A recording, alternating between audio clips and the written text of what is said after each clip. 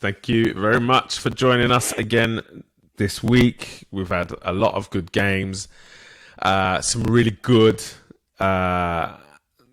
games that we can really get our teeth into, and there's been a few of them. So it's given us a good opportunity to look at kind of a broader picture of things. I think today, first of all, let me introduce the people I'm with.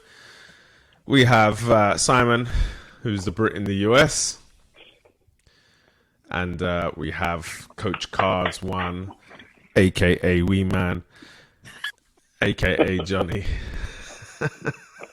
Terrible. It's fantastic. I mean, it could be worse. I could be calling you Tyrion Lannister, but yeah. Oh, that's harsh. I mean, he always pays his debts. People. So yeah, he always pays his debts. except he hasn't won that Man United shirt yet, has he? I wore the trash bag. Yeah, that's a bullshit way to win a bet. But he did fulfill the obligation. Yeah, no. Listen, I honestly, regarding that, I obviously don't have any Man U gear, and my good friend Greg has a lot of Man U gear, but I haven't seen him because the high school girls are on break, right? So I haven't seen him at all, and we haven't connected much outside of soccer. So when that happens, when we get in rhythm, which would be next week or so, I will borrow a United jersey and I will wear a United jersey for a podcast. Where's Wayne? Who's Wayne? Who's Wayne? Could have sworn we had a guy called Wayne in this group. Yeah. No, he's Whatever. disappeared. He's disappeared in the smoke, a bit like Especially Tottenham did the other day. Like Tottenham. Okay, so look, let's get into it. Let's talk Liverpool, Man City, big game of the weekend. And then obviously Man City didn't play a second game because they were supposed to play Arsenal, who are having to play in the Europa League to make up for a game from when the Queen died. And so Liverpool beat Man City 1-0, and then squeaked past West Ham to put themselves in to 7th place now. I think they're probably a win off getting back into that top 6. So we will let our resident Man City fan and Hobbit start. Wow. Jesus. It's going to be a rough one today. I'm dead. Oh, man. All right. Well, I mean, just to kind of touch base on this pool game, I think the first half was not good from City, and it wasn't even that great from Pool. Right? It was overall, as an entertainment factor, not fun to watch, in my opinion. Right. But there were chances. And then we get into the second half. It was an electrifying second half from both teams. I thought it was super, super exciting. To talk about Pool's goal, I mean, the way Salah turned Cancelo, right? Like, it was magic. Angelo, you brought up the point when we forgot to hit the record button. Twice. Yeah, again. Was it poor defending or brilliant piece of play? And I really kind of think both, right? Yeah. Like there's no way Cancelo should have stepped and tried to win that ball. It was late. It just stay behind. So it was a poor decision on his part. But the touch, the turn, and the finish, world class from Salah. Yeah. I felt our Viking God was not as sharp as he should have been. I think there's opportunities for him there. The header that we talked about, header, right? Yeah. Second header should have scored that. Yeah. Should have scored it. You almost expect him to score. Yeah. And that's what's tough about being so good, right? Like, I mean, he's incredible in the box, but he probably should have scored. And then Foden's goal got ruled off, right? Because of a little shirt pull from Holland. Yeah. And it was weird to see Holland not win the natural physical battle in that situation. Like he, didn't win it. I was really kind of surprised that he wasn't able to hold him off properly. Maybe being a little off balance. I don't know, but so he resorted to a little bit of a shirt pull. I mean, I still think that's soft. It's super soft. We're gonna see shirt pulls like that so regularly in a game that aren't called. Right. I understand that it leads to a goal, but should that really make a difference? I think that's soft. Yeah, I agree. It was soft. It wasn't like he hung on to his shirt and twisted and pulled him. I mean, it was like a little pull, and people the referees allow players to wrap their whole arms around it. What's Saka, the difference? Tyrone Mings picked Saka up and threw him on the ground in the box, and we didn't get a penalty from it. Right. So yeah. It's so hard. It's so hard to kind of just try to understand what they're trying to do. It's pretty crazy. Yeah, and I'm not saying that's the reason they lost. You know what I mean? Like, it's not pointing fingers at that, but it's just a little unfortunate. I think that goal was taken back. I felt the game could have gone either way. There was no deserved winner for me. I think a more fair result would have been a tie. But disappointing, we didn't slap Liverpool. Yeah, I can't help but wonder: was this the right time for Guardiola to kind of tinker with his tactics? You've got a team who are flying. Why change it? I mean, look, I understand kind of tactical play, and I understand that you want to use a game plan to help nullify your opponent's strengths, while exemplifying your or amplifying your strengths. But I just feel like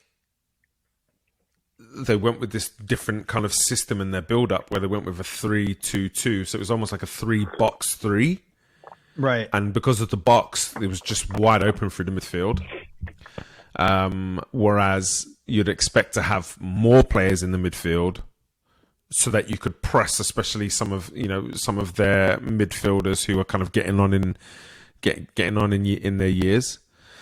And in the end, that goal came from a kick from the keeper straight down the middle, straight through the midfield into a defender who is 1v1 with Mo Salah and has done a ridiculous thing of trying to gamble on winning a ball against probably one of the best players for holding a player off and turning them in the Premier League for the last 5 years. It was bizarre. I think, it's been said over previous years that sometimes Pep Guardiola kind of outthinks himself. And I think he's going into these bigger games where he's thinking, well, this person is a good tactical coach, and they're going to be setting up expecting these tactics. So what can I come up with that will kind of give us the edge? And in the end, it doesn't really seem to work out all that often. I've always said he's an average manager at best, and he got it wrong. So yeah, I mean, I still think hashtag it's out. I still think it's. I mean, the game was so borderline. If again that second header, Haaland just has to score. But he's human. We've seen that now. He's part human. He's part human. So yes, not a full god, just a demigod. How about that? Yeah, he's a demigod. But what does this? What does it mean for Liverpool to have won this game and to have gotten past West Ham West Ham had a penalty that they missed yesterday. And so, Liverpool have picked up 6 points. Was it 6 points in the last 2, or is it 9 points in the last 3? I'm not sure. I think it was 9 and 3 they picked up. Right. So maximum points in the last 3. Are they now starting to build their confidence and get back into contention? Do you think? I think their confidence is definitely running high. Like if you look at it versus the beginning of the season, they were losing matches that they shouldn't have lost. They were struggling to find their way. They were giving up a ton of goals. They weren't scoring many. And now they kind of found this rhythm. And to go in and beat City, like if you don't feel confident after that, then something's wrong, right? You should. Now, granted, they squeaked by West Ham, right? Maybe in that match, I didn't see it. Maybe they weren't playing as sharp. Maybe they were a little lackadaisical. I don't know. But 9 points, 3 matches. You got to feel good. Whether how easy the wins were or ugly the wins were, you're still finding a way. And that breeds confidence within players and managers and collectively as a unit, right? Yeah. Win's a win. It may not be the best soccer from them, but they're now in contention, right? Yeah. One of the things that again struck me from the game, and again is a bit of a head scratcher, was Liverpool didn't seem to be up to their usual intensity still. They still seem to be a little bit more considered. That first half, for example, there wasn't the attacking kind of gung-ho, heavy metal kind of football from both sides, I guess. But even in the second half, it just seemed a little bit more considered, a little bit more... what's the word I want to use? A little bit more of a chess match than what we're used to seeing. And so, last week I was saying, I wonder if Klopp is in a process of changing the playing style. And, the jury's out still, but I kind of feel like he might just be trying to, go and continue to be dominant, but not dominant with the intensity they've had, because that intensity is just not sustainable. No, I agree. So yeah, it'd be interesting to see over the next few weeks, kind of how things are changing and how they shape up. But let's move on to Arsenal. Just really struggled against Leeds, but got the win in the end. Lots of controversy in the game, but don't they say about champions pick up points even when they're not playing well? And we'll use that same tagline when we talk about Spurs later. I think. Yeah, go on. You go. I just think, I'll let you do the game analysis and stuff, but just that going back to what we said earlier, right? You're finding a way to win when you're not playing your best football. Mm-hmm. Winning teams do that. It doesn't matter if they have to scrap and fight. It doesn't matter if the quality of football is high or low. They find a way. And that comes within a systematic belief from the manager and the players, right? Because players and managers that believe they're going to find a way to win, find the way to win, right? And that's a testament to Arteta right now and his team. Mm-hmm. There was an ugly performance, but 3 points. Yeah. Yeah, we'll talk about this a bit more when it comes to the Spurs bit later. Just because I'm watching how Spurs are playing, and the whole kind of adage of, well, the best teams can pick up the wins even when they're not playing well. I don't know how that applies to Spurs because they never play well. It's peculiar because I don't see Spurs as being a winning team or a championship team, but they keep picking up points, although they didn't the other day. But let's get back to the Arsenal. Leeds came out flying first half. First 10 minutes was, they were pretty good. It was pretty even, I think. But then from then on, for the rest of that half, Arsenal really took over. Moved the ball really nicely. Leeds were kind of sitting off and looking to only engage when we kind of got near the halfway line. Or whenever the ball went into Gabriel, they'd press.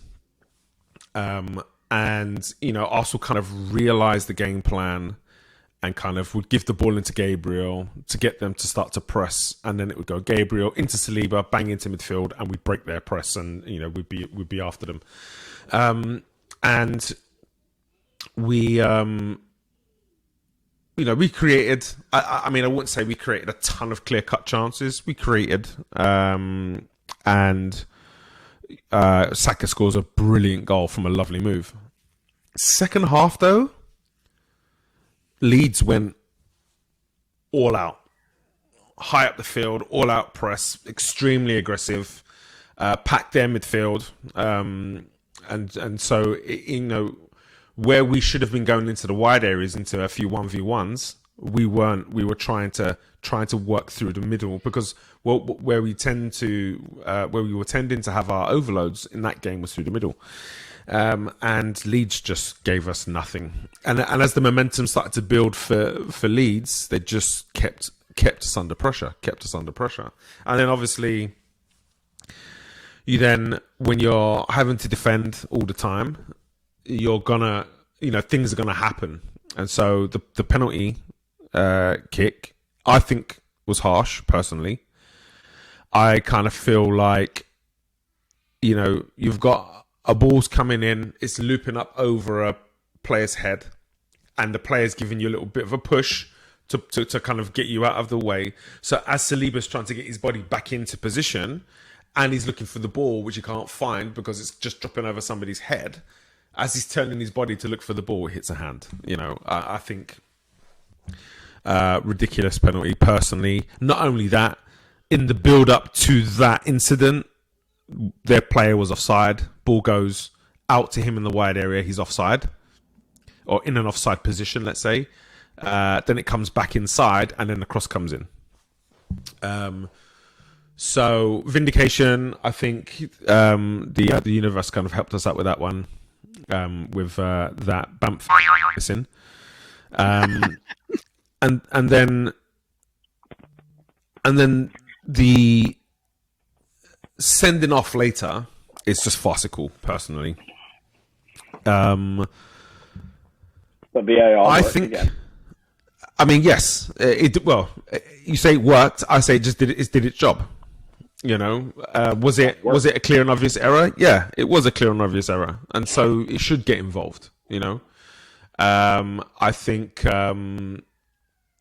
think if put it this way, if you're calling what Gabriel did a kick out, you haven't played football at all.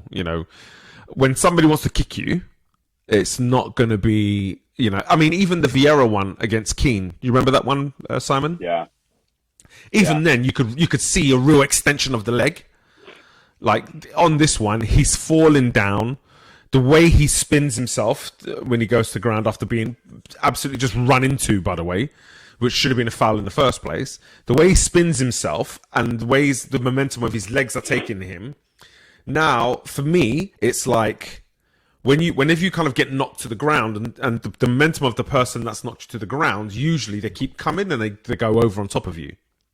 And so you do everything you can to stop that person from being able to fall on you, because dirty leads and all that. They forward their elbows, the full knees, put their knees into you and stuff. And nobody wants that. So you stick a foot up and you basically use the foot to stop them from falling. That's what I saw. The right to protect yourself. He has to have the right to protect himself. Especially after he's been smashed by someone and to put onto the ground, Right. So, I think it was the correct decision in the end. We got away with it. Leeds is not an easy place to go. I'm really happy with the 3 points. Yeah, you should be. I mean, it was a much different second half. I mean, I just wonder where it sort of leaves Leeds. I don't think they get any better than what they gave you in the second half all season. And it's playing against you guys, which is not, you're a young team. I'm sure part of it was this is a young team. This is have some inexperience in there. Let's see if we can rattle them. And you passed the test. Nice work. Well done. I'll take it. Yeah. Mr. Coach Cards, anything to add? No. Nothing that hasn't been said.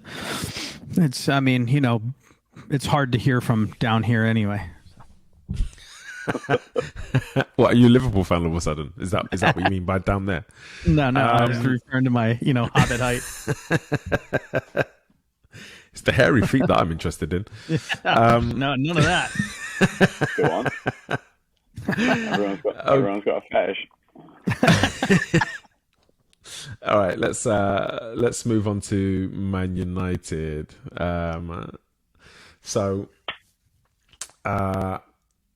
United failed to beat Newcastle, but absolutely pummel Spurs. Yeah, Thanks how for that was. I mean, Hugo Lloris stopped that from being, 5 or 6. Oh, he really did. He really did. Unbelievable. He really did. I've got a question, or a bit of a statement. I feel like we learnt more about United against Newcastle than we did about United when they played Spurs, because Spurs were abject. They were almost like training ground dummies. They were terrible yesterday. So what do you think? Do you think you kind of saw more of what you needed to see from the Newcastle game, where there was an actual challenge, or do you think what you saw against Spurs was more of what you think, or was a better indication of the level Man United are at right now? I think for me, the game against Spurs happened because of the game against Newcastle. You've got an up and coming team. You've got, there's some frustrations obviously in the game against Newcastle. I would say certainly in the first half, we were lucky not to be behind by 2. So part of that is, you make your own luck, same deal. But no, I mean, I think there's a decent belief in United now that we can compete with teams. Granted, we shit the bed against Man City, but every other team we've come across in the, not counting Brentford and Brighton, we've handled well. We've either won or tied. I mean, we're on a bit of a streak right now. I think it's 7 games now that we haven't lost, and we've won 6 of them. I think. No, we won 5 of them. So yeah, baby steps. I think you're right. I mean, it does. When you talk about the 3 teams, I think Newcastle showed that they are pretty legit. Spurs, I think you're being a little hard on Spurs, but based on your, you can just read your name there. Right? No, but honestly speaking, I mean, Spurs were dreadful yesterday. Oh yeah, they were awful. But this is not the first time they've been dreadful. So look, but they're 3rd or 4th. What are they now? Yeah. Right, and so this is where the conversation for champions find a way to win games comes in, right? Right. Look, against Wolves, they beat Wolves, right? Yeah. 50-15 possession, but Wolves had 20 shots and only put 3 on target. Yeah. right? If they and Wolves for years haven't had a clinical finisher, Right. so if they'd had a clinical finisher in that game, there's a good chance they win that game.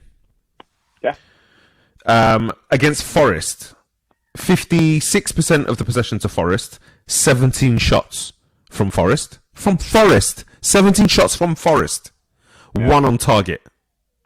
Forest are struggling, bottom of the table. They haven't got a goal scorer. If they'd had a goal scorer, could that have been different? All right. Well, let me throw you this out. I'm looking at the table now. Now, granted, they've got a game in hand. If you take out Arsenal and Man City, not only are they third in the table, but they are the first place team in goal difference. They're a +10. So, granted, they're not scoring a lot, although 10 goals in 11 games based on the rest of the league is not too shabby. But they're not scoring at the other end, but they're not letting them in either. And I'm not going to sit here and say, okay, well, Spurs are great. I mean, because they were appalling yesterday. However, we just had the discussion about winners make their own. Even bad teams find a way to win. Well, they are third. They've had some rough results, but the stats. But I got a challenge for Simon here in a sec. Okay, I just want to pick on your language there. You said bad teams find a way to win, and I don't agree with that. I think good teams that play poorly at times can be called champions and find right. I think all I'm trying to say, I'll give you the rest of these statistics. Right, against Leicester, Leicester had 56% of possession, 19 shots, 7 on target. Right. Yeah, Tottenham battered them 6-2 in that game. Yeah. Yeah. But Leicester had more of the ball. They had more of the territory. They had more shots on goal. And then against Brighton had 59% of the possession, 14 shots on goal to Spurs' 8. Right. But Spurs won the game. Now, one thing that we can say about Leicester, about Brighton, about Wolves, and about Forest is they don't have goal scorers. Right? Right. If you replace this with teams that are likely to be able to score, you replace that with a Newcastle, which we'll see this weekend. You replace that with a Palace. You replace that with, let's have a think. Who else might be able to score a bit more? I couldn't even say Villa, could I really? Because they're dog poop right now. But, or even they catch a striker who's usually poor, but on his day can score some goals. Or on a day he has a good day. That's 12 points lost. That's firm mid-table positioning. Now, yes, they are picking up the points, but I don't think and this is going to be the Spurs argument is, well, teams that don't play well but that can pick up points, that's championship form. And I'm arguing that, saying, but you're not a team that is having a bad game and picking up points. You're a bad team. You are playing really poorly. And now we can't even say it's really poorly because it has been consistent over 10 games. This is just how you play, and it's not sustainable. Yeah, and I'm not defending Spurs like they're amazing, but at the same time, there was an old, the thing Fergie used to say, back in the day is everybody's up for big games, and granted, Tottenham weren't up for it yesterday, but you've got to beat the crap teams, to win stuff. So many people are like, oh, we'll get up, back then it was the Arsenal Man United game. Obviously, Arsenal have fallen off the pace right now. That was the big game. But you say Arsenal falling off the pace? Yeah. I was like, huh. What? Yeah. I was just talking total trophies. But they're still third in the country. Teams.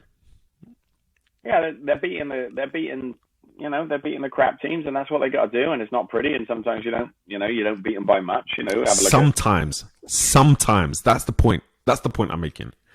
They beat the crap teams all the time so far. They beat everybody so far. So far. But I'm not talking about the wins. I'm talking about the level of performance.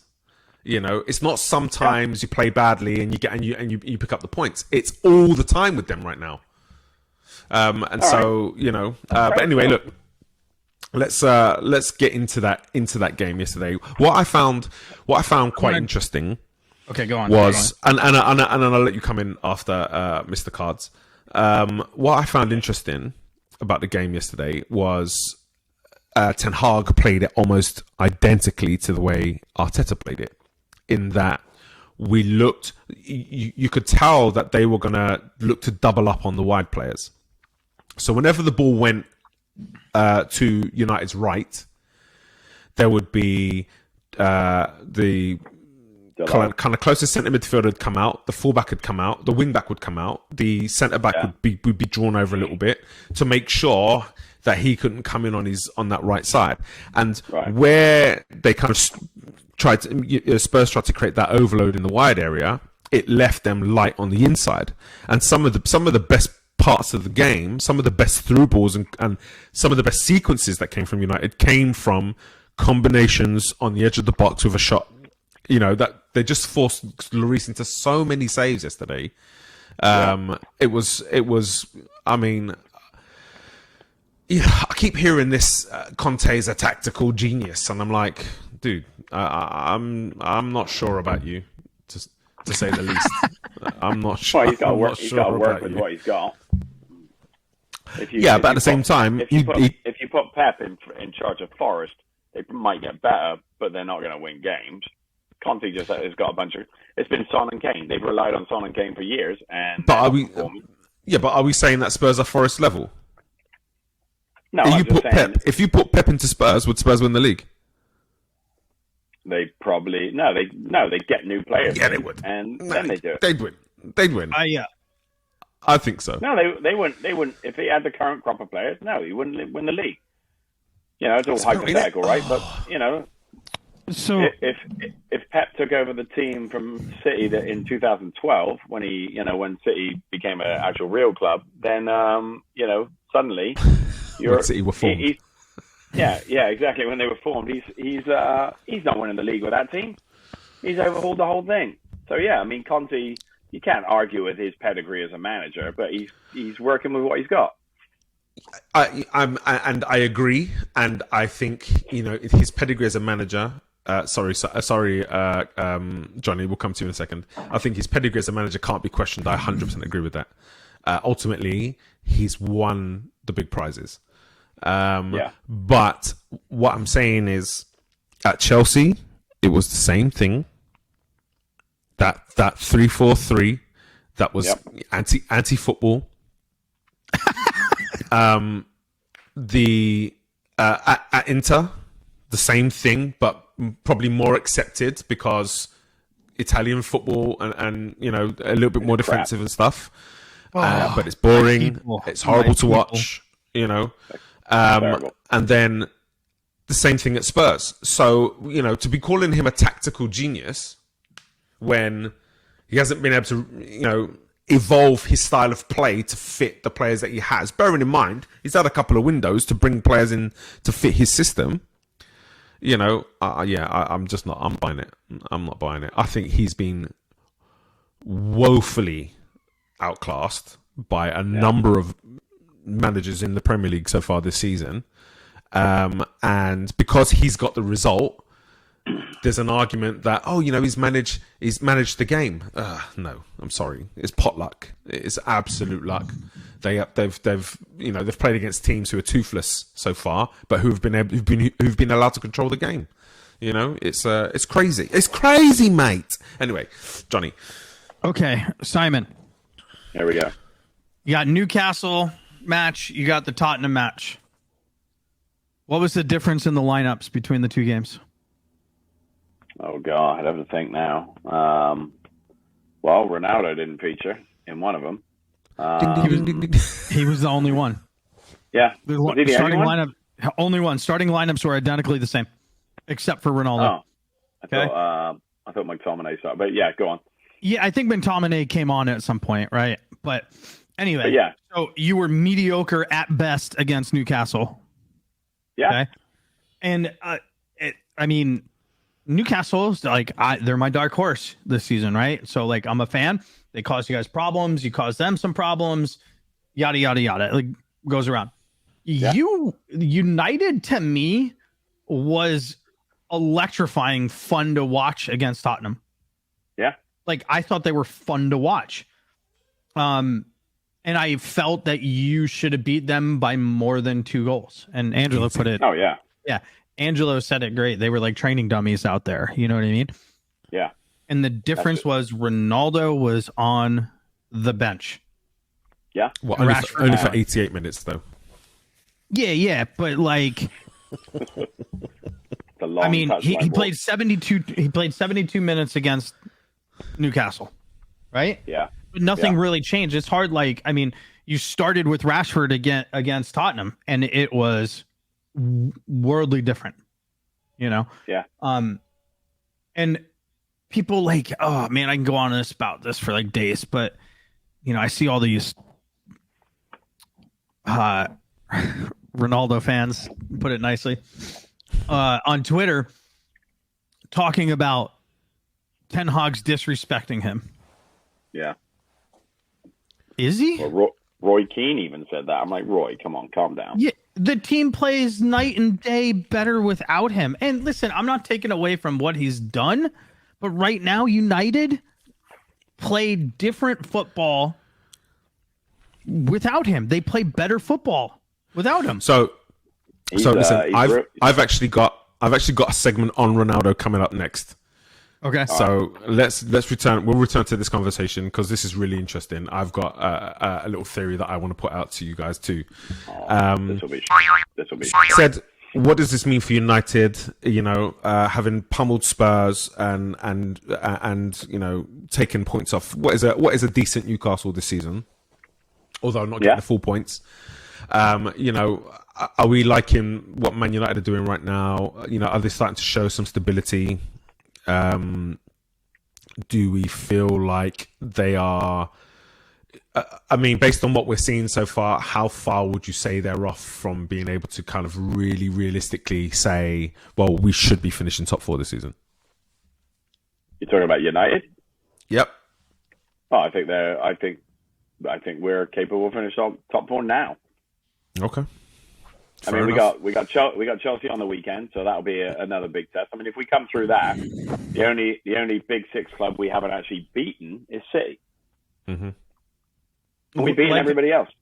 Like I said, Simon, if you beat Chelsea this weekend, I'll be a believer that you're top 4.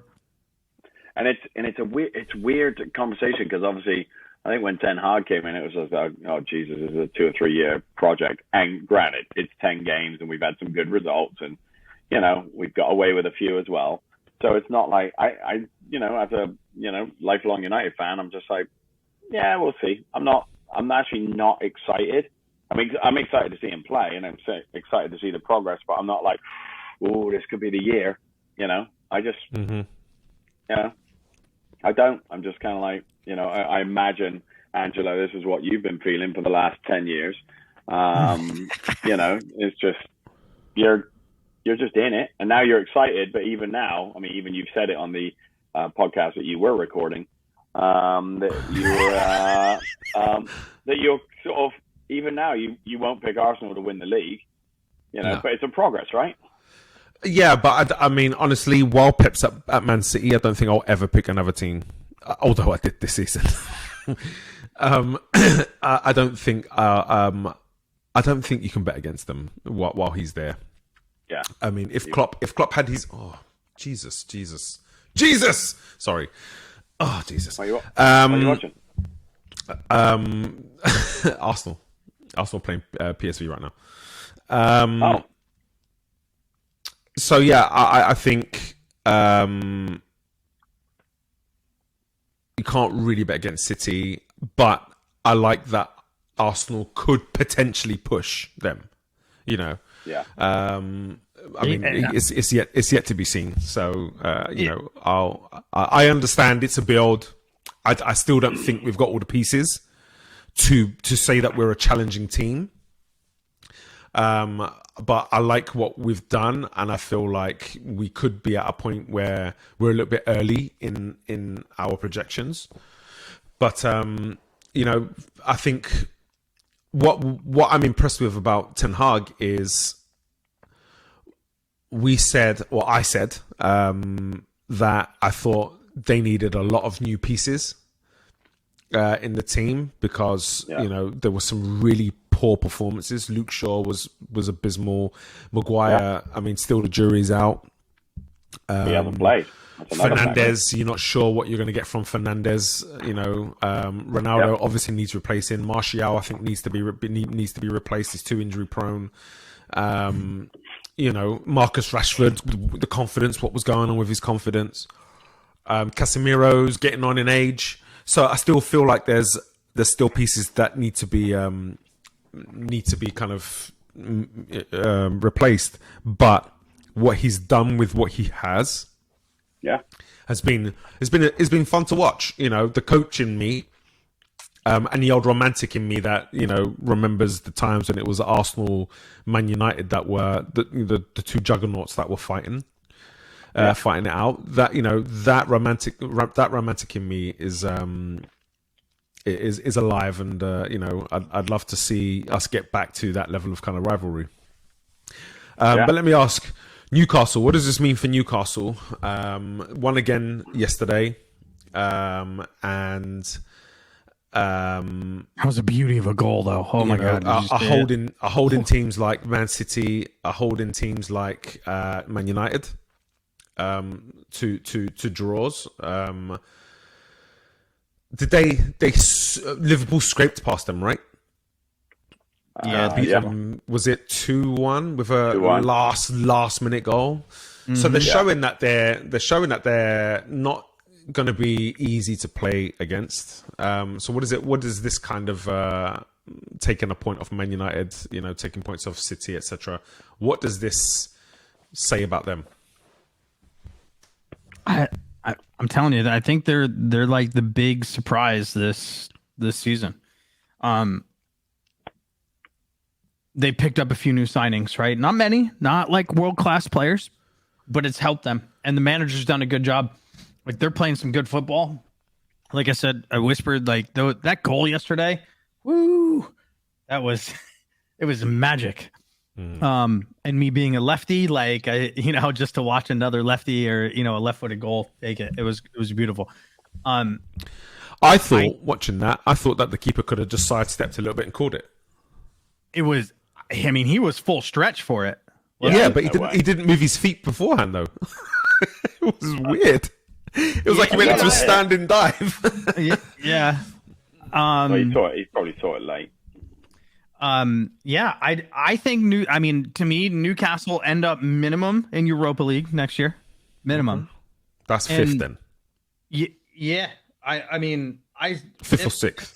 Fifth or sixth. I think it's fifth and sixth, and sometimes a league will get a seventh, right? I think that's how Europa works. No, seventh is conference. Okay. So fifth and sixth. I think they'll end up in minimum Europa. And listen, they took points off of City, right? They took points off of United. If they can continuously do that throughout the year, right? So they still have second rounds with City and United. They haven't played Arsenal yet, right? No. Did they play Chelsea? I don't think so. Yeah. So those are your teams. And they play Spurs this weekend. Yeah. So here's another thing. If they take points off of these teams, whether they get draws or if they end up winning, the rest they can pull it off. Mm-hmm. I'm a fan right now. Go on, Simon. Go on, mate. Well, I was just going to say the thing for Newcastle for me is, with the amount of money that we know they're going to invest in this club, the concerning thing for me, and I think we talked about it again when this wasn't being recorded, was that we know they've got money, but nobody's going to come and join a club that can't compete. You're not going to sign big names. It's going to take a couple 3 seasons, but if you can finish decent already. Like Johnny said, maybe they're seventh, maybe they're eighth, whatever. Maybe they slightly miss out on Europe. But if they can get some form of Europe this year, they're going to attract some, mid to good level, folks coming in. And then the next year they're going to get better and better. And this is how it starts. This is how City did it. Yeah. So yeah. I agree. You know what I'm really impressed with. So first of all, Eddie Howe. Oh yeah, I've been singing these praises for a while. Newcastle look a lot like his Bournemouth team in that they can move the ball really nicely. They can play some really attractive football, but they've got a naughtiness. They've got the dog in them. You know, they can stand up to a physical challenge as well. I feel like they've had some key injuries. So like Saint-Maximin has missed a lot of time recently. Isak, their new 60 million sort of pound signing, he's missed some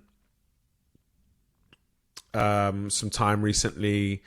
And I think they've had some kind of changes in midfield. I know they've got who's the bald fella that plays for them, who's a string puller. He's been missing all season.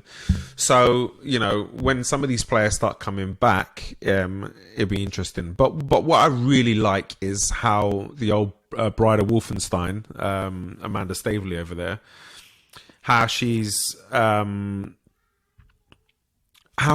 about elevating the level of the club in terms of their playing staff without really breaking the bank. I mean, Taggart, they bought Taggart from Villa, who was a better option than what they had for like 15 million.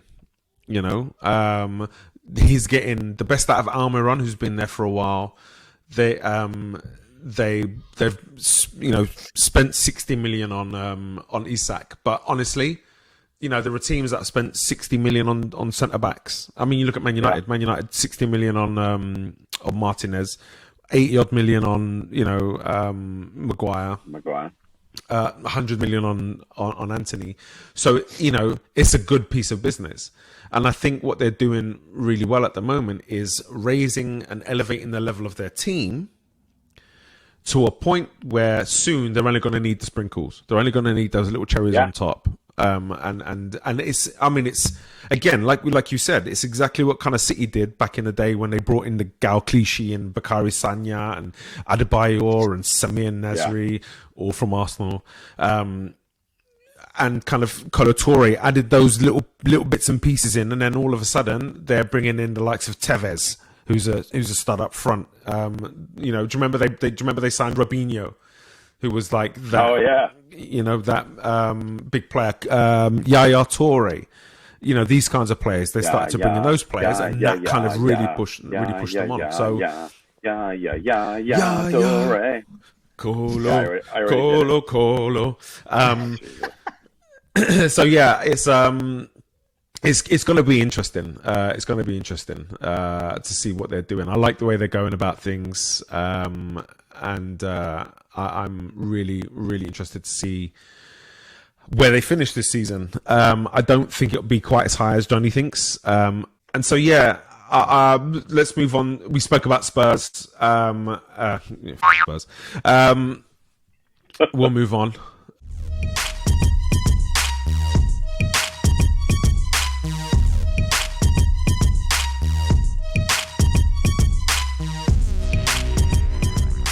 So let's get onto this Ronaldo talk, because this is really interesting to me. Ronnie. So here's my theory. Ten Hag yesterday, in a game that they were in control of and Spurs had no chance of getting back into, with only a couple minutes left in the game, to bring on, or what was about 10 minutes, was it? Or maybe it was a couple of minutes. Yeah. I can't remember when the substitution happened. But to bring on Ilanga and not play Ronaldo, is that Ten Hag telling Ronaldo, you're not a part of my future plans? Ilanga is actually more part of the future plans than you are. Yeah, I would hope so. Why not? Because Ronaldo's 37. How much future plans you got with that guy? Yeah, I just think, I mean, I'm not necessarily talking about future in terms of 2 years. I'm saying for the rest of the season, he's saying, I feel like I can count on Elanga more than I can count on you. I I go back. Or is he just punishing him for the petulance at the weekend? But Maybe. what weekend? Or what game? Like, because he left the stands early in the Tottenham game. So now he just got dropped from the Chelsea roster. Like, he's not even in the roster now. That's punishment. Yeah.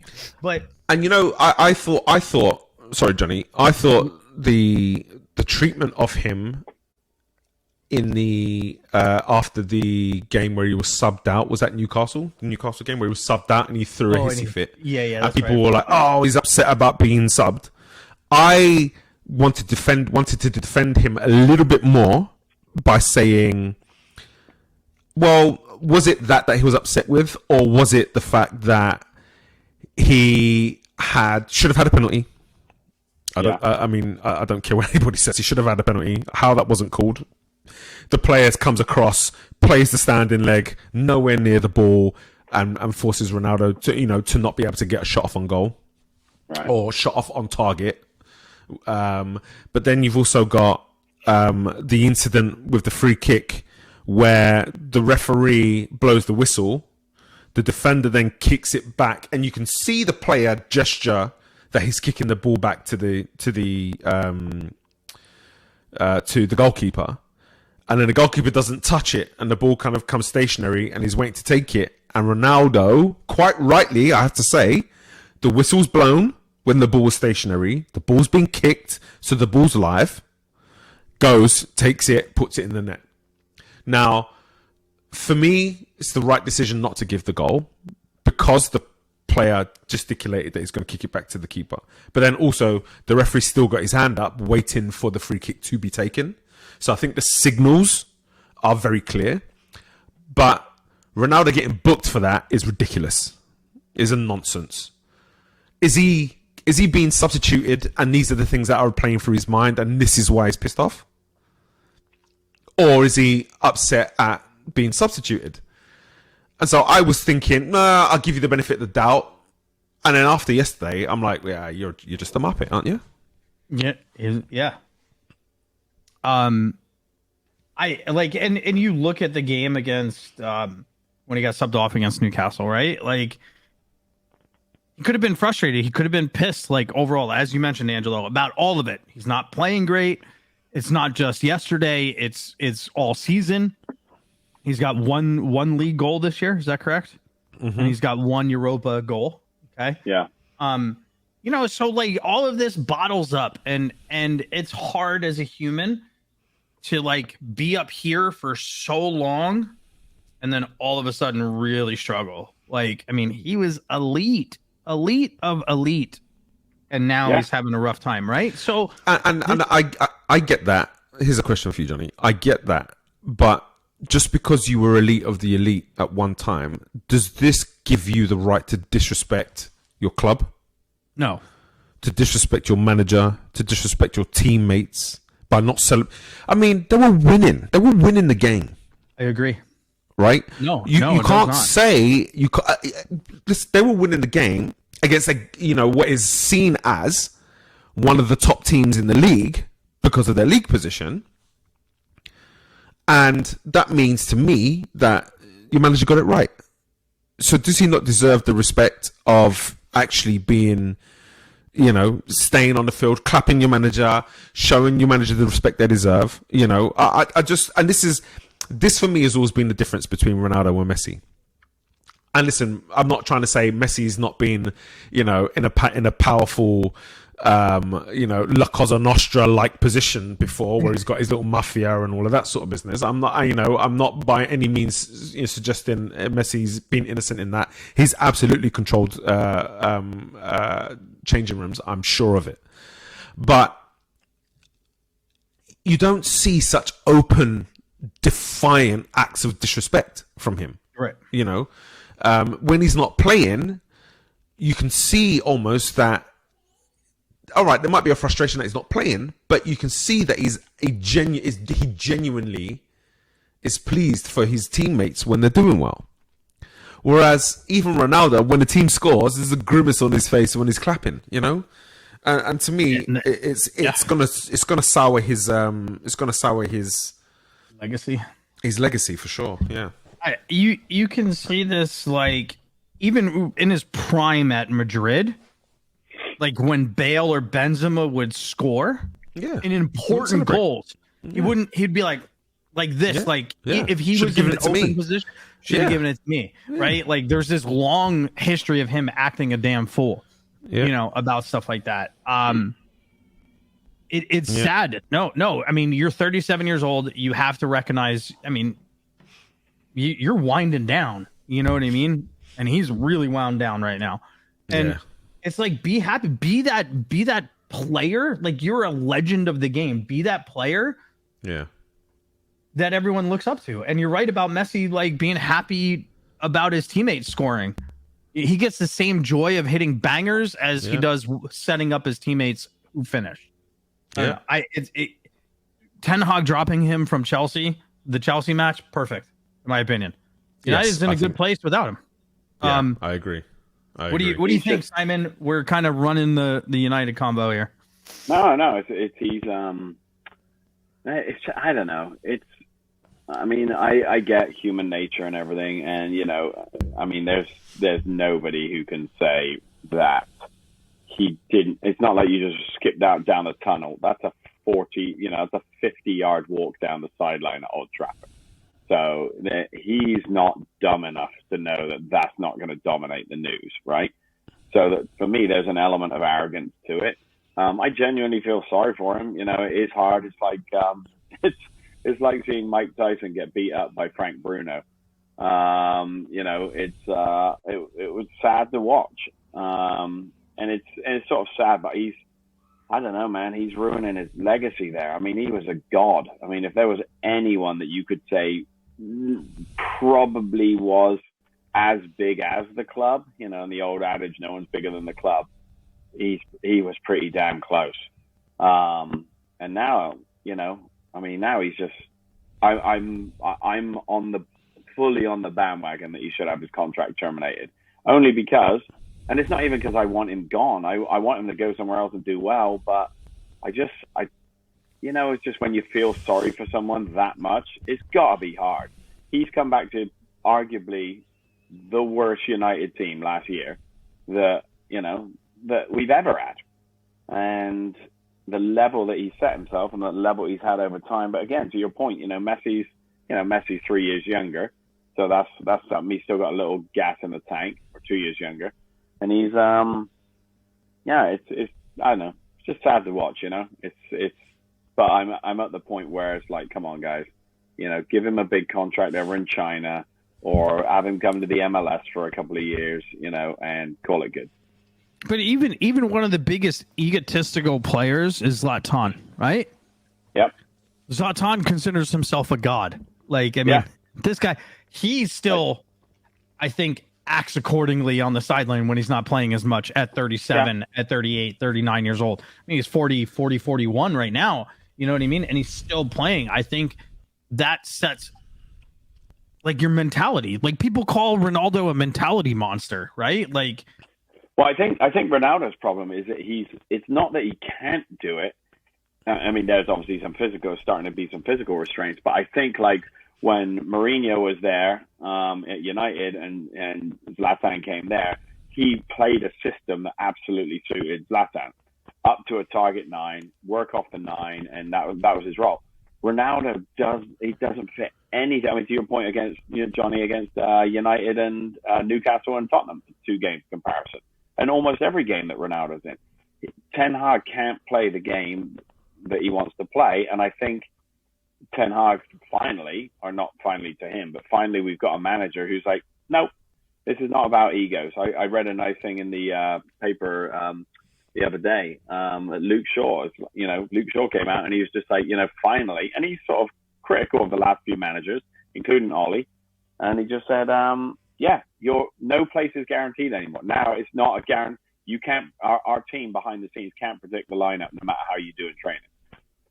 So you just got to put your best in. And again, going back to Ten Hag, it's like we talk about the disrespect for Ronaldo. There's no disrespect, It's what about disrespect to the other players? What about Elanga? what if Elanga turns around at the end of next season, or Rashford, or the end of this season is like, hey, you know what? I'm not getting my shot here. You're giving it to a 37-year-old. Let's bugger off to Spain. Mm-hmm. You know, that would be a nightmare. Then you're stuck with Ronaldo. Yeah, we're stuck with Ronaldo for one more year. I mean, Rashford's contract's up next year. You know, I mean, and you talk about a revival. Bloody hell. Yeah. Yeah. But, As I was saying, go ahead, Angela. So here's the next kind of question that I have. What do you think is the potential impact of players who are looking at Ronaldo? You know, young players at Man United. Your Elangas, Sancho, who's still relatively young. And then you've got a few kind of, high-profile youngsters that are playing in the under-21s, for example. They're seeing one of the greatest ever behave in like the way he's behaving. What I like is Ten Hag hasn't given into it, because you give into it, you're basically saying to people, this behavior, can be accepted. So fair play to him for that.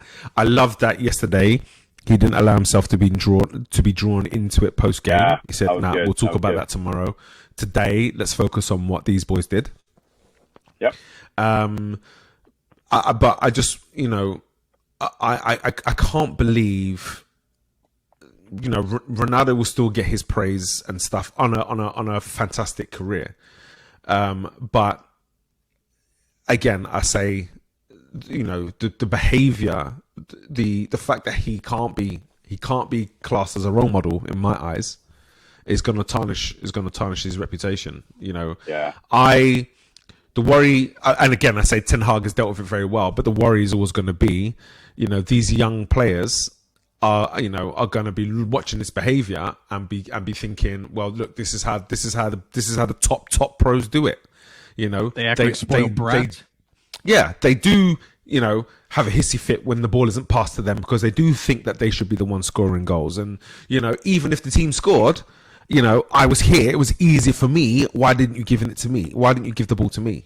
And there's a real danger of people who have grown up idolizing the likes of Ronaldo, because you look at your academies and your 15 and your 16-year-old players that have, as they're falling in love with the game at 6 and 7 years old, that have been watching Ronaldo tear it up in Spain.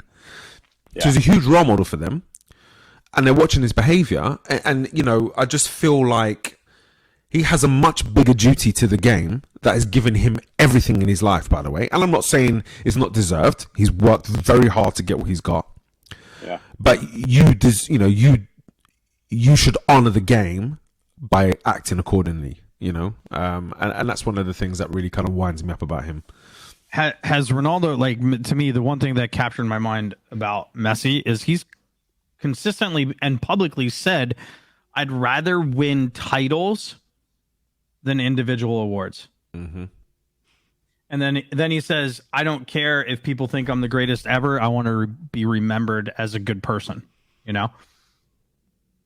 Yeah. At what point has Ronaldo remotely said anything about that kind of stuff? And I get they're two different people, and you know what I mean? But that's, to me, is like, hey, it's not just about me. It's about every player behind me. You know what I mean? That role model, that example. Yeah. And I wholeheartedly agree with what you said. Ronaldo's worked extremely hard for everything that he's done in football, but honor the game.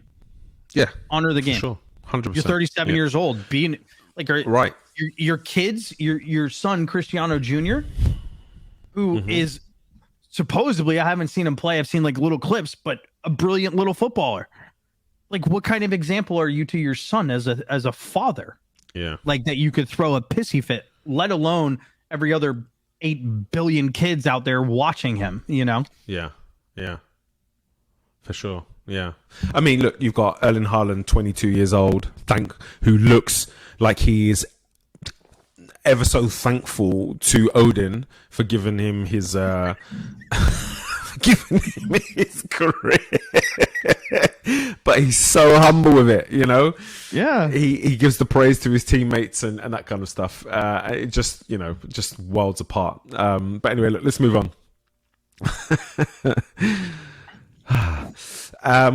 Chelsea silently moving up the table into the top four. Didn't perform as well yesterday. I think got a tie at Brentford, which is not an easy place to go, as Man United found out. What was that? What was the score of that game? 4-0, right? Okay. In 35 minutes, was it? They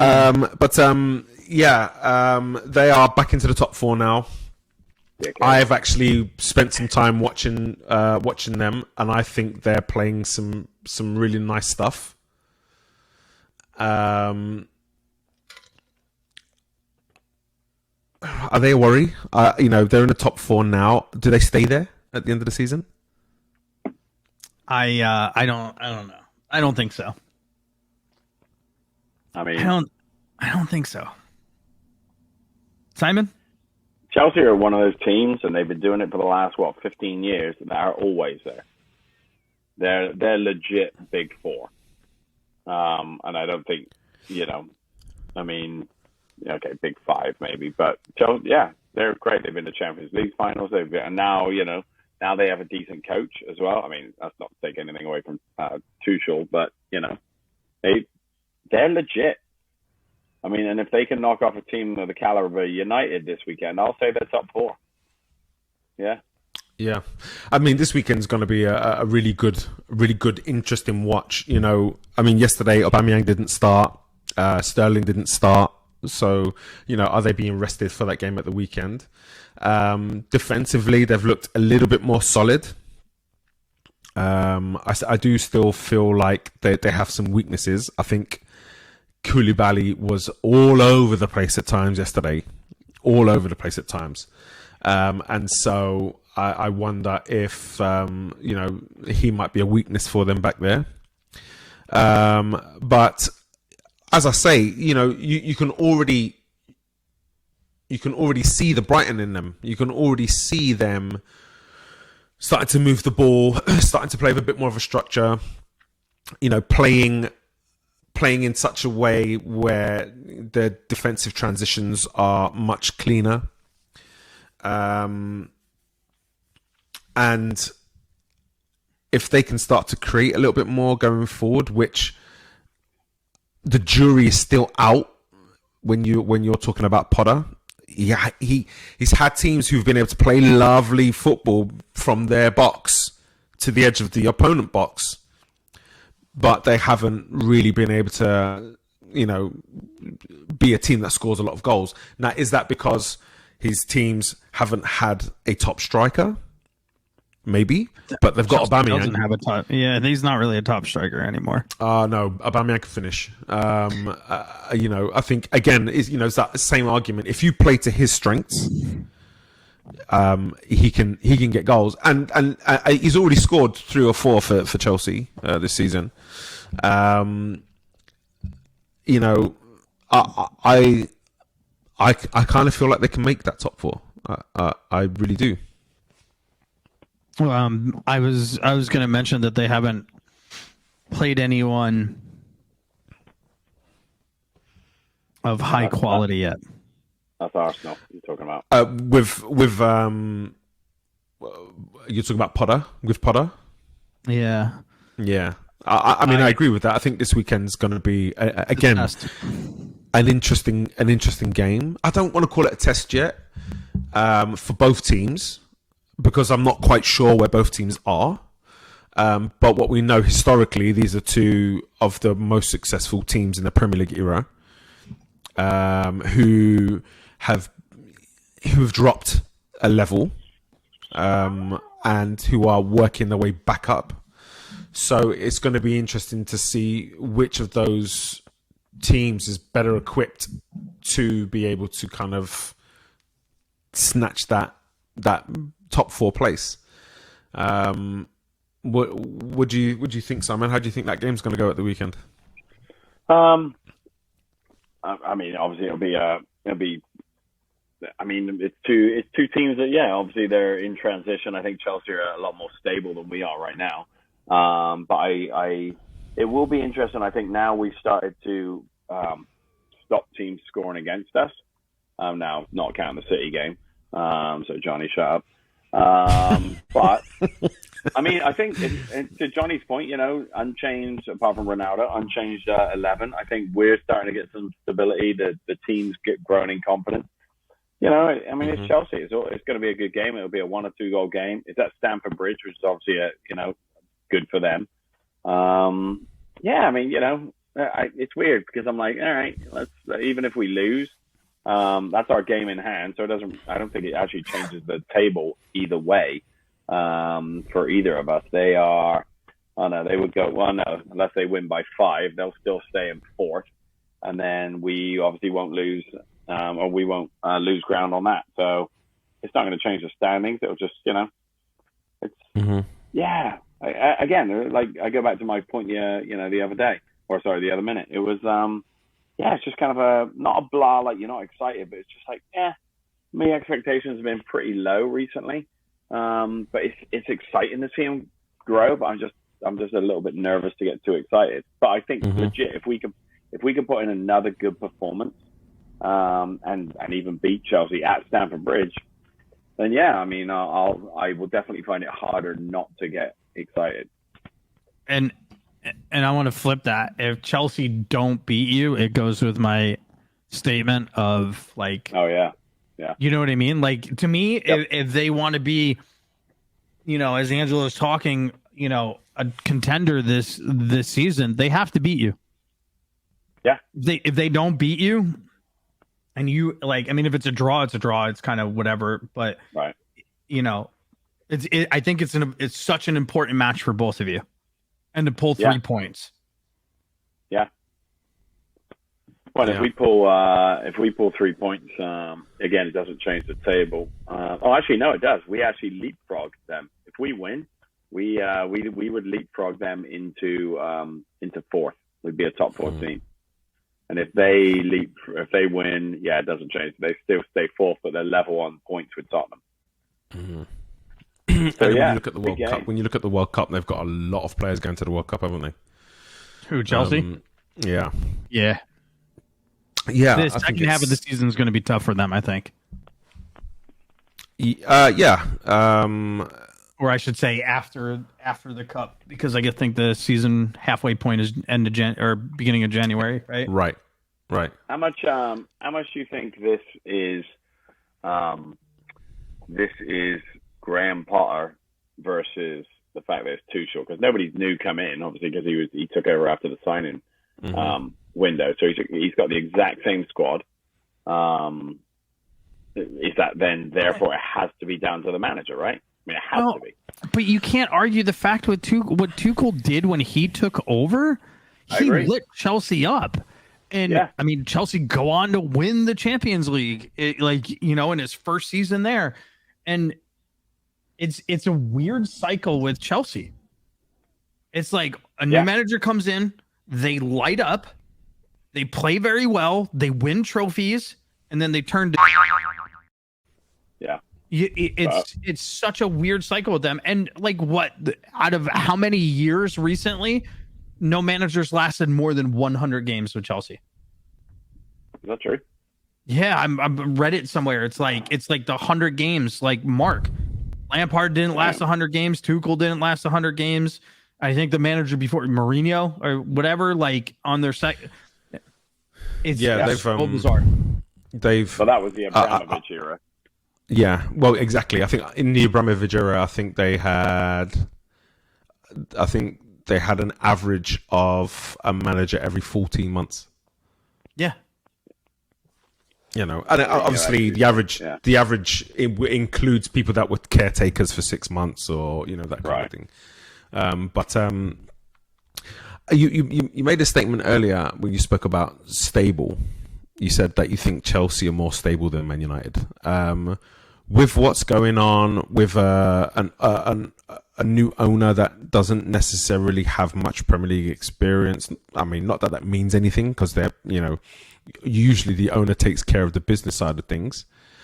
But with in this case, Bowley wanting to be more involved in the running of the club on the football operations side of things, with them bringing in a manager that hasn't had top management experience, with the fallout from them not being able to buy players, not being able to negotiate new contracts and losing key players on free transfers, with them having to have brought in so many new players because they lost so many players on new transfers. Do you still think that they're a more stable club than Man United are? Yeah. I mean, well, I don't know. Maybe that's a bit unfair.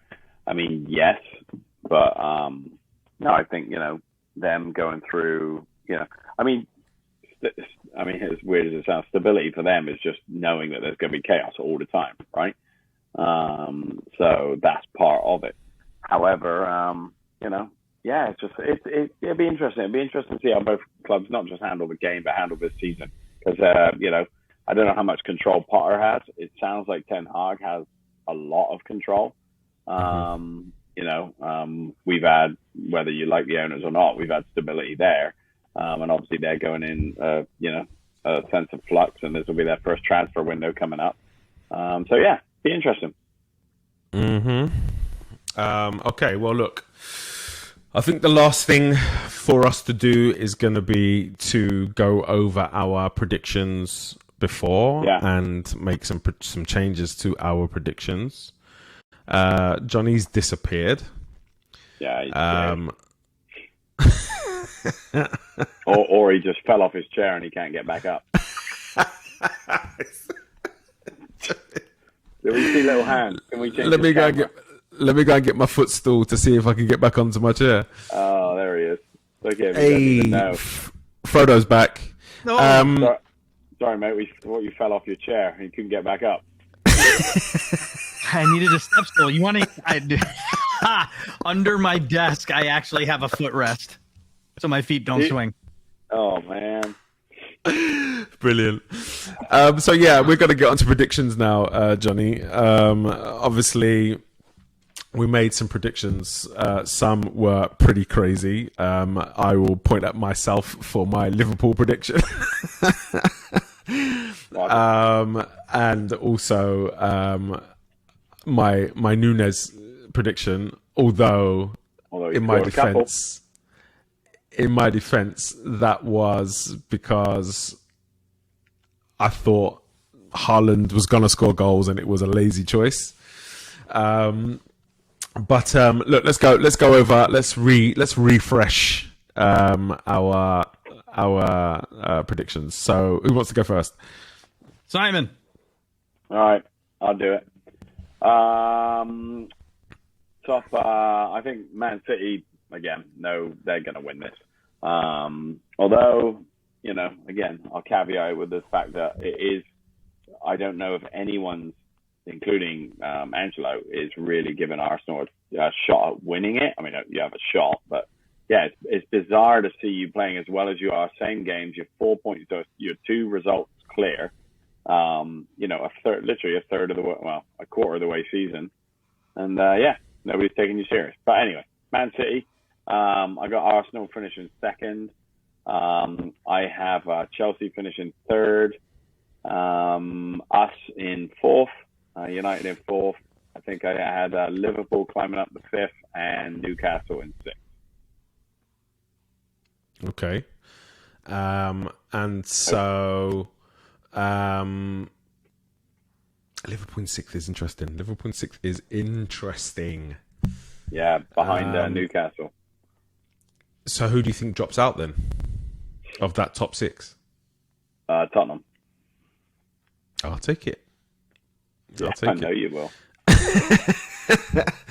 But funny enough, when I didn't press record, this is what I was saying, right? I was saying, I fancy Man United to beat Spurs, and I think that difference in ability to actually take control of games, which Man United are starting to show, will be that. I think that will be the difference.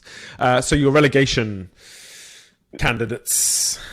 I got to go with Leicester. Got to go with Forest. And I think I'm trying to remember who I said yesterday, but when we didn't bother recording it, or 2 days ago. You know what? No, I think Crystal Palace was your dark horse to go down. Yeah, I think I said Leeds. So Leicester, Forest, and Leeds, and Crystal Palace are my dark horse. Okay, yeah, I say Leeds. After that absolute tosspot decided that he was gonna fake being kicked to try to win a penalty. Yeah, I know. He looked like Robert Perez for a while. Yeah, I'll take that. Okay. Next manager to be sacked. Well, I mean, I've heard things about Stevie G. Where he got, but didn't he get a super injunction out against those things? I don't know. It's Stevie G.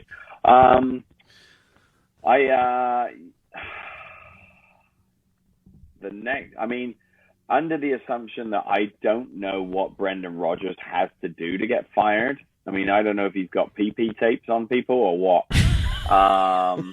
So I'm going to go with no, he doesn't. I'm going to go with Patrick Vieira from Crystal Palace. Okay. No, Palace who are 10th. This line. Yeah. Okay. Or Pep. And then, do we want to do top scorer? Is it even worth it? Is it? Well, I mean, Haaland's obviously he's hitting a rough patch now. He hasn't scored in like 38 minutes or something. Right. Yeah. That's brutal. It's pointless. Give it to him already. I don't know. I think Ronaldo might be top scorer. I think of the bench. Maybe we change this. Maybe we change this question under the assumption that Haaland is probably doing all right, and it's not just the Bundesliga that he could score in. Who's second? Harry Kane. Ooh. Yeah. You think it's Kane? Yeah. Kane or Son. I mean, he's pretty far ahead of most others, I think. Yeah. All right, I'm going to go with Salah. Okay. So at the moment, Haaland's on 15, Kane's on 9. Yeah. Then it's Tony on 8, Mitrovic is on 7, and Foden is on 6. Kane is on. How many pens has Kane scored this season? Haaland doesn't have a single pen scored for him in the Premier League. Yeah. Kane's is on 9 goals this season. 26 of those were penalties. So it's hard. It's hard to have to hold people off you on a penalty. He just doesn't feel at ease having a free kick at the ball. Yeah. Yeah. Right. It's too easy. Yeah. Okay. Is there anything else that we want to take a look at, or are those all of the? It is a fun one, as we just discussed it. Yes or no on Ronaldo having his contract terminated by January? Yes. Yeah. All right, we're all agreed on that. There you go. Okay. Go on then, Johnny. All right. So I wrote these down prior to watching the United Spurs game. Okay. You can change it. Yeah. You can change it. Yeah. Okay. So City we didn't record it. Yeah. City finishes in first with no more than an 11-point gap on Arsenal. Maybe 10 or less, right? So Arsenal maybe no more than 10. Okay. Maybe no more than 10. Okay. So Arsenal in second. I think Poole find their way. And in third. Okay. You're wrong. Chelsea end in fourth. In fifth, Tottenham. Sixth, Newcastle. This is a joke. No, I'm just Well, here's the thing though. So the way United played Spurs could put him into fifth place. You can't be taking this guy seriously. Yeah, United. But like we said earlier, Spurs were pretty much like cones. Yeah, they were cones. They were fair. Unbelievable. So who do I got? Wait, I got City, Arsenal, Poole into third, Chelsea fourth, United fifth. if they can keep their form that they just played. Newcastle 6th and Tottenham 7th. After what I saw, what United did to Tottenham, they're gonna end up in 7th. Like they're bad, really bad. Yeah, terrible. And then top scorer Holland, and I think he finishes with 40 plus goals. Who's second? Oh, interesting. Yeah, I think he finishes 40 plus. That's a Premier League record. Yeah. Oh, yeah. I would even push that he almost hits 50. We will see. That's big. That's big shout. That's an average of nearly 2 goals a game. Yeah. I mean, no, it's not nowhere close. But, No. It's what, a 38 game, 1.5. Yeah. yeah, it's 1.5. Yeah. And he's averaging how much now? He's got 15 goals in 10 games. That's 1.5. It's 1.5. Yeah. And I mean, I think there's going to be games where he doesn't score, but I think there's games where he puts in 3, 4, 5 goals. You know, so he'll average out. I think second, probably Kane, right? What was the other question? Oh, relegation. Relegation. Yeah. Relegation. I think it's Leicester, Forest, and Wolves. I think Wolves are getting out of here. as it is. Yeah, as it is. I think they're abysmal on the scoring front, which makes me sad because just like a year or two ago, they were like the juggernaut killers, you know? Yeah, I think those 3 are going, and I say Stevie G gets sacked. I mean, he's got Villa in 17th. Interesting. Well, Leeds are about to play Leicester, so by the end of that game, we'll know kind of where, because Leicester should win that. If with the players they've got, where did Simon go? I don't know. I looked at my second monitor to pull up the Leeds game, and he was. Where the f did Simon go? And I look, and he's gone. He probably got the oh shit warning. I got a meeting. Where are you? Right.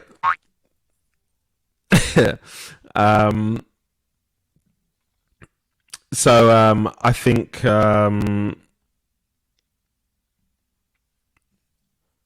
my top 4. I'm going with City to win, Arsenal second, Liverpool third, Chelsea fourth. I think City win by no more than 5 points this season. And I think 5th place goes to Man United, 6th place to Spurs, and then 7th place to Newcastle. So that would be my top 7. I go to relegation. For me, relegation will be Forest, who I think are gone. Wolves and Villa. I think Leicester get out of it. I think Leicester have got way too much quality in their team to be relegated, to be honest. Next manager to be sacked, I think not Steven Gerrard. It won't be Lampard. I think Ralph Hasenhüttl. Oh yeah, that's who you mentioned the other day. Yeah, I think. I mean, they won. They picked up a win in their last game. But it's a scrape 1-0 win. And I can't help but feel that, that's a 1-0 win against Bournemouth. And it's a scrape. I just feel like he has a little bit too much ego about him. where he kind of feels like, no, we're just going to go and we're going to play football our way. And I just don't think Southampton are a club that can say that. And so I think he's going to be on the end of a few losses that kind of start to bring them a bit closer to relegation. You know, I mean, as it is already, they're only 5 points out. Sorry, they're only 2 points outside relegation. So, you know, a couple of losses, you know, and the results go, you know, in different directions, and they could be dragged into a relegation battle. So I think Hassan Hutel. Top scorer, yeah, Haaland. I think Kane. I think. I mean, that's obviously. I think in a simple choice. Where do you think Haaland's going to end up with? How many? A little bit of a range. I think just over 30. Just over 30. Barely breaks the record. Does he break the record?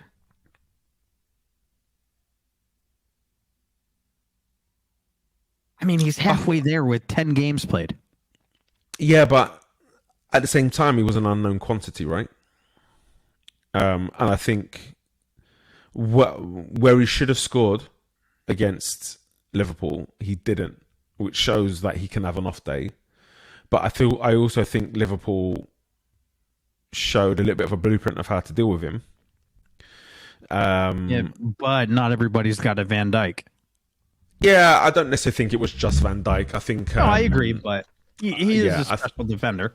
Oh, for sure. I agree with that. I just think he's going to start to get a little bit more attention, which will play absolutely into City's hands, because you can't give Foden extra attention, give De Bruyne extra attention, give Haaland extra attention. You know, you've only got so many players on the field.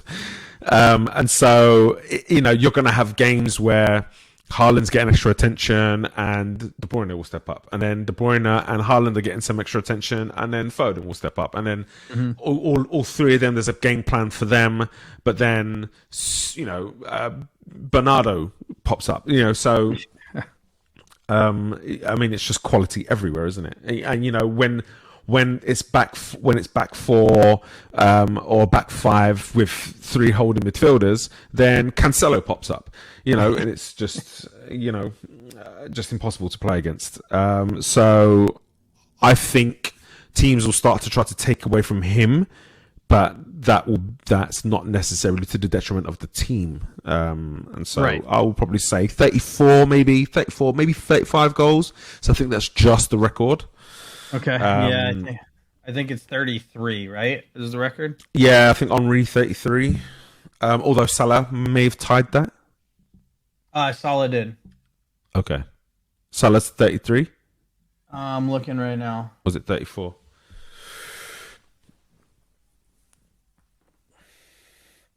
But yeah, you know, it's Salah with 32. Yeah, it's going to be interesting. I think, you know, it's so nice to have a change. You know, the whole kind of Man City Liverpool thing was a bit. I mean, it was exciting because it was all so close and it always went down to like 1 point sort of thing. So it was exciting, but you know, it's nice to have a league where, you know, on any given year, you could have a third challenger. You could have somebody else step up and take the reins from somebody else. You know, it's almost like the Premier League shows that it can be cyclical, whereas Bundesliga doesn't really show that. La Liga very rarely shows that. You know, and so it's it's going to be a fascinating one. This weekend's games, by the way, look like they're going to be pretty interesting too. We've got the big one, United Chelsea, which is United Chelsea, the late one on Saturday. But I think Manchester City Brighton is going to be interesting. You know, it's going to be interesting to see how De Zerbi approaches that game, because when he was in Italy, no fear. When he was at Sassuolo, he would just listen. We're just going to go and attack, and I think Brighton have players that allow them to play that expansive style where they're well structured too. Right. I do, however, feel that Man City will be too much for them and will kill them. I think Nottingham Forest are in big trouble this weekend against Liverpool. Mm-hmm. I think Liverpool are going to give them an absolute drubbing. But then Tottenham Newcastle is another one that's going to be really interesting. That's a big weekend. Yeah. And I've got an eye on that Wolves Leicester one, because that's a bit of a relegation battle right now, isn't it? Yeah. So that's another interesting game for this weekend.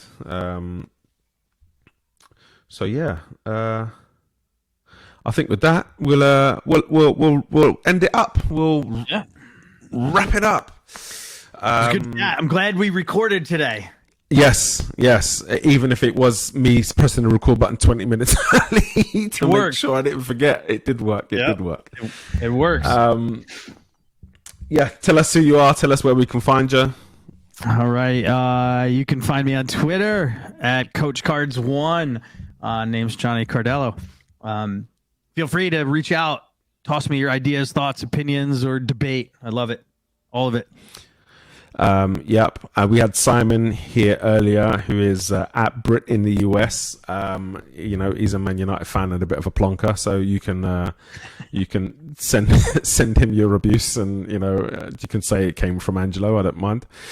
And then I am Sensible Gunner. We do this.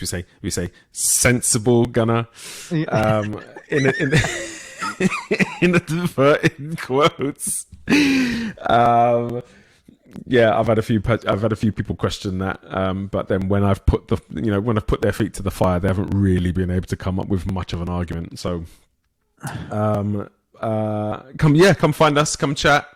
It's been great talking Premier League with you. Some really fun games this week, and we will be back next week.